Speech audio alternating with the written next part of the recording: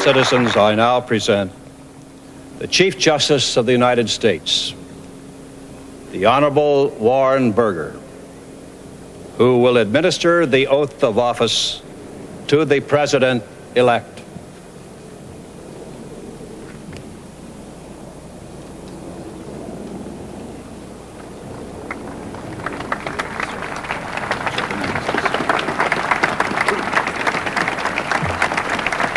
Governor, are you prepared to take the constitutional oath? I am. If you place your left hand on the Bible and raise your right hand and repeat after me, I, Ronald Reagan, do solemnly swear. I, Ronald Reagan, do solemnly swear That I will faithfully execute the office of President of the United States. that I will faithfully execute the office of President of the United States And will, to the best of my ability, and will, to the best of my ability, preserve, protect, and defend preserve, protect, and defend the Constitution of the United States. the Constitution of the United States. So help you God. So help me God. May I congratulate you, sir. Mr. President.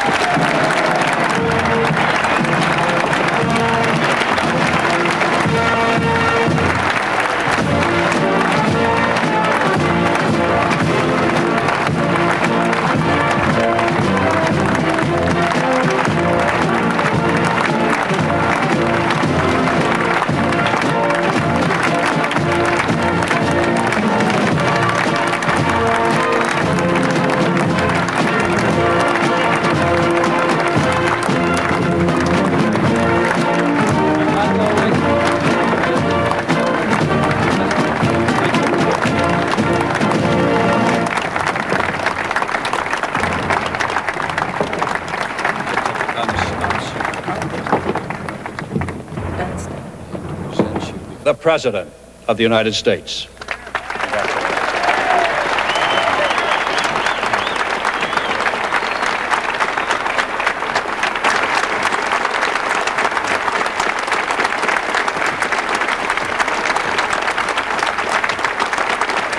Thank you.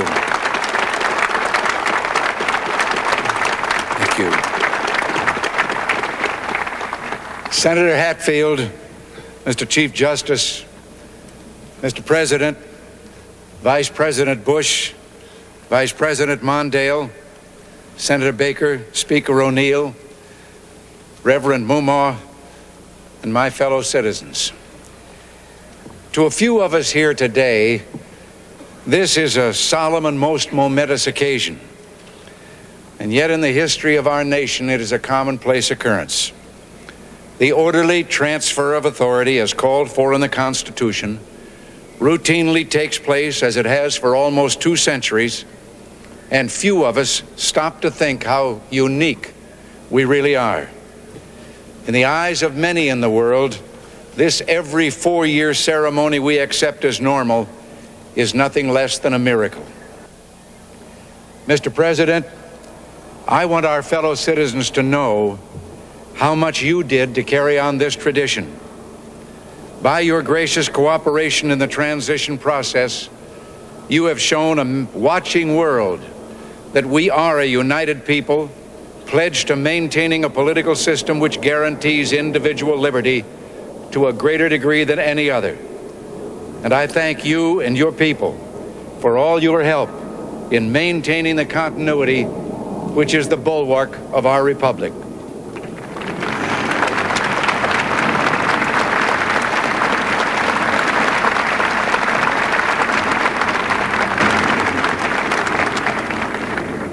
The business of our nation goes forward. These United States are confronted with an economic affliction of great proportions. We suffer from the longest and one of the worst sustained inflations in our national history. It distorts our economic decisions, penalizes thrift, and crushes the struggling young and the fixed-income elderly alike. It threatens to shatter the lives of millions of our people. Idle industries have cast workers into unemployment, human misery, and personal indignity. Those who do work are denied a fair return for their labor by a tax system which penalizes successful achievement and keeps us from maintaining full productivity. But great as our tax burden is, it has not kept pace with public spending. For decades, we have piled deficit upon deficit, mortgaging our future and our children's future for the temporary convenience of the present. To continue this long trend is to guarantee tremendous social, cultural, political, and economic upheavals. You and I, as individuals, can, by borrowing, live beyond our means, but for only a limited period of time. Why then should we think that collectively, as a nation, we're not bound by that same limitation? We must act today in order to preserve tomorrow. And let there be no misunderstanding. We are going to begin to act beginning today.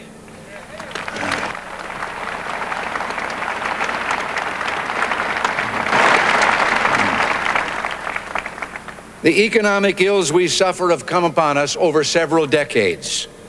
They will not go away in days, weeks, or months, but they will go away. They will go away because we, as Americans, have the capacity now, as we've had in the past, to do whatever needs to be done to preserve this last and greatest bastion of freedom. In this present crisis, government is not the solution to our problem. Government is the problem.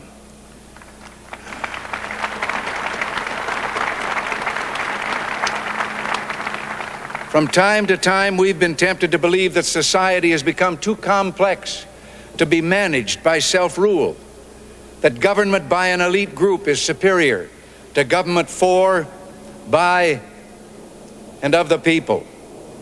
Well, if no one among us is capable of governing himself, then who among us has the capacity to govern someone else? All of us together, in and out of government, must bear the burden. The solutions we seek must be equitable, with no one group singled out to pay a higher price. We hear much of special interest groups.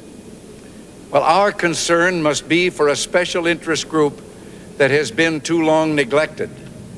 It knows no sectional boundaries or ethnic and racial divisions, and it crosses political party lines. It is made up of men and women who raise our food, patrol our streets, man our mines and factories, teach our children, keep our homes, and heal us when we're sick. Professionals, industrialists, shopkeepers, clerks, cabbies, and truck drivers. They are, in short, we the people. This breed called Americans. Well, this administration's objective will be a healthy, vigorous, growing economy that provides equal opportunities for all Americans, with no barriers born of bigotry or discrimination. Putting America back to work means putting all Americans back to work. Ending inflation means freeing all Americans from the terror of runaway living costs. All must share in the productive work of this new beginning, and all must share in the bounty of a revived economy. With the idealism and fair play which are the core of our system and our strength, we can have a strong and prosperous America at peace with itself and the world. So as we begin, let us take inventory. We are a nation that has a government, not the other way around. And this makes us special among the nations of the earth. Our government has no power except that granted it by the people. It is time to check and reverse the growth of government, which shows signs of having grown beyond the consent of the governed. It is my intention to curb the size and influence of the federal establishment and to demand recognition of the distinction between the powers granted to the federal government and those reserved to the states or to the people.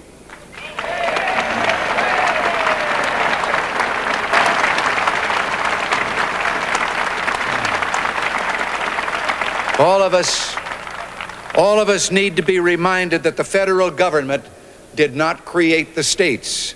The states created the federal government.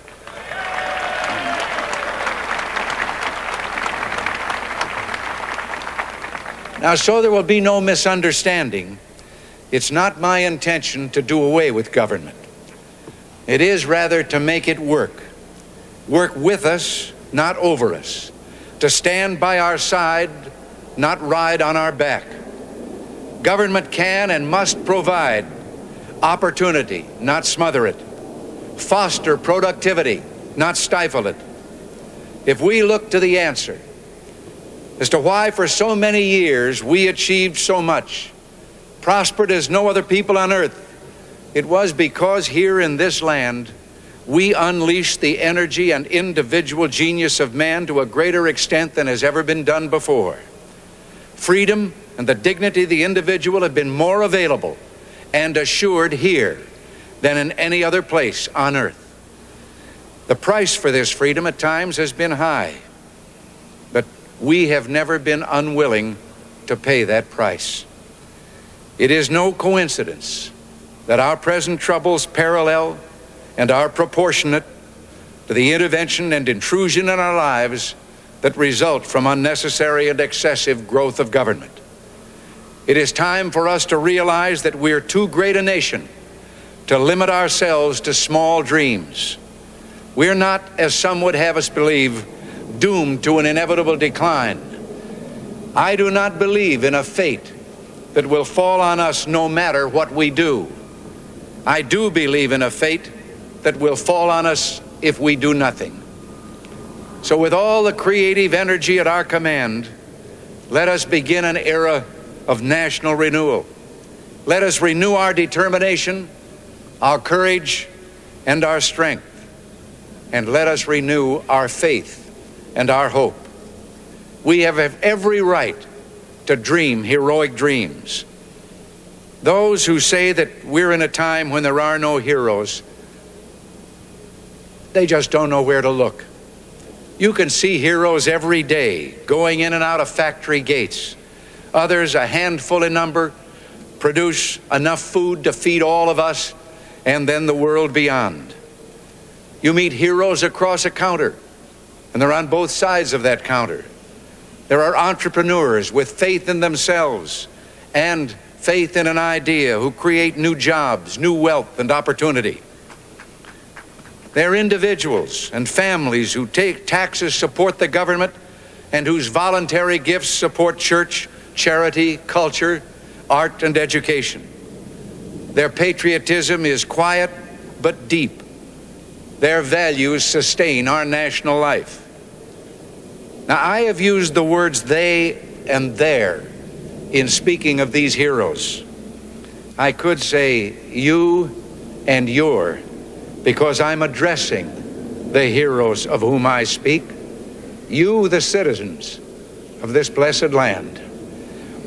Your dreams, your hopes, your goals are going to be the dreams, the hopes, and the goals of this administration, so help me God.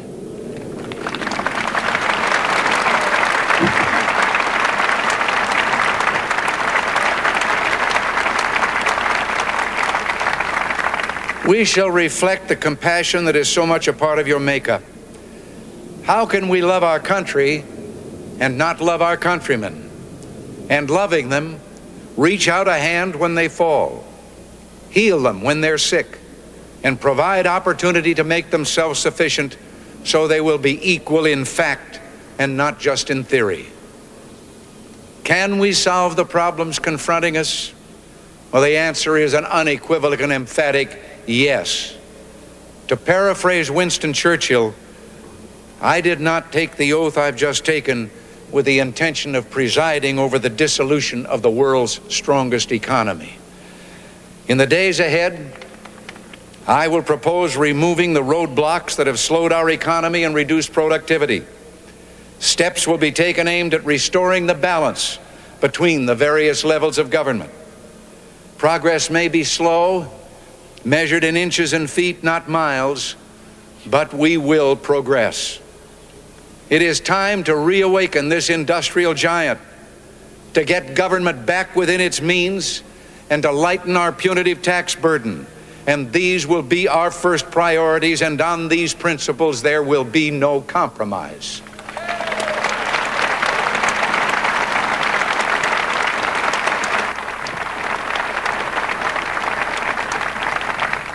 On the eve of our struggle for independence, a man who might have been one of the greatest among the founding fathers, Dr. Joseph Warren, President of the Massachusetts Congress, said to his fellow Americans, "Our country is in danger, but not to be despaired of.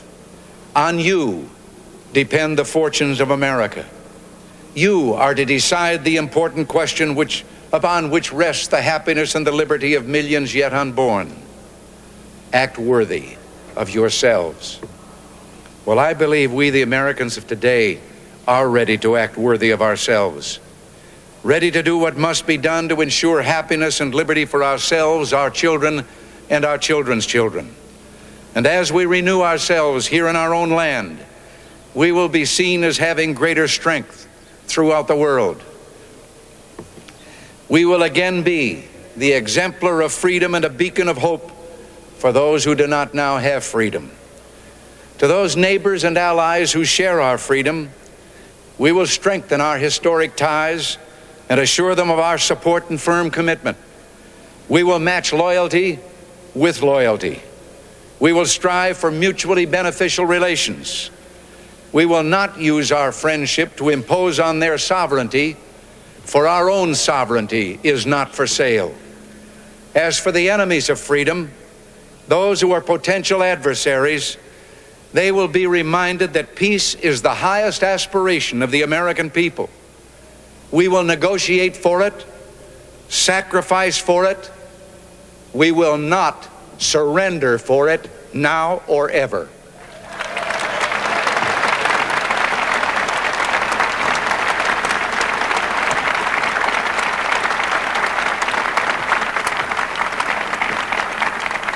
Our forbearance should never be misunderstood.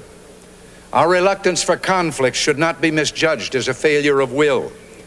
When action is required to preserve our national security, we will act.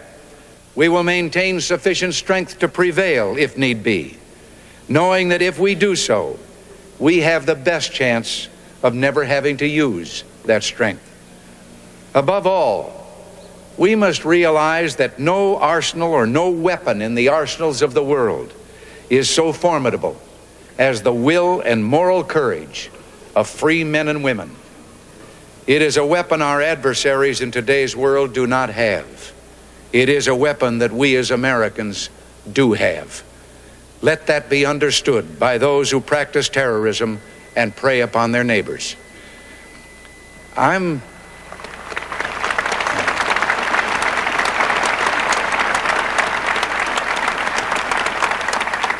told that tens of thousands of prayer meetings are being held on this day. And for that, I'm deeply grateful. We are a nation under God, and I believe God intended for us to be free. It would be fitting and good, I think, if on each inaugural day in future years, it should be declared a day of prayer. This is the first time in our history that this ceremony has been held, as you've been told, on this west front of the Capitol. Standing here, one faces a magnificent vista opening up on this city's special beauty and history. At the end of this open mall are those shrines to the giants on whose shoulders we stand. Directly in front of me, the monument to a monumental man, George Washington, father of our country, a man of humility who came to greatness reluctantly. He led America out of revolutionary victory into infant nationhood. Off to one side, the stately memorial to Thomas Jefferson.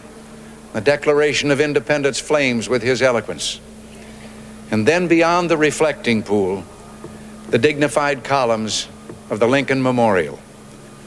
Whoever would understand in his heart the meaning of America will find it in the life of Abraham Lincoln.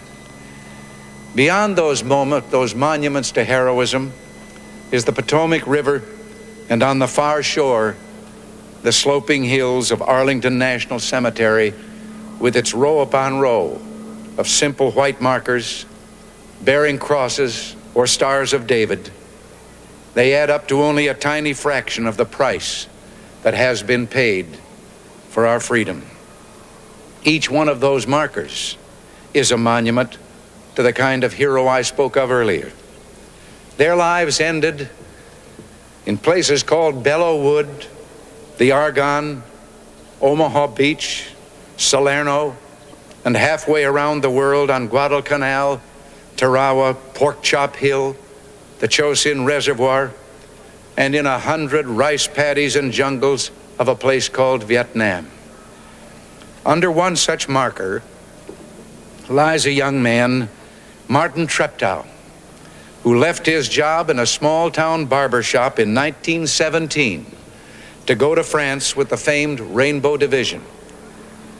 There on the Western Front, he was killed trying to carry a message between battalions under heavy artillery fire. We're told that on his body was found a diary. On the flyleaf, under the heading, "My Pledge," he had written these words: "America must win this war. Therefore I will work, I will save, I will sacrifice, I will endure. I will fight cheerfully and do my utmost as if the issue of the whole struggle depended on me alone."